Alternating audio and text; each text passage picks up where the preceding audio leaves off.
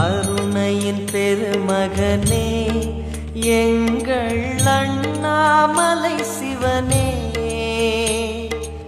ஆடிய பாதத்தில் ஓரிடம் வேண்டும், ஆடிய பாதத்தில் ஓரிடம் வேண்டும். அருள்வாயீஸ்வரனே, அன்பே அருணாச்சல சிவனே.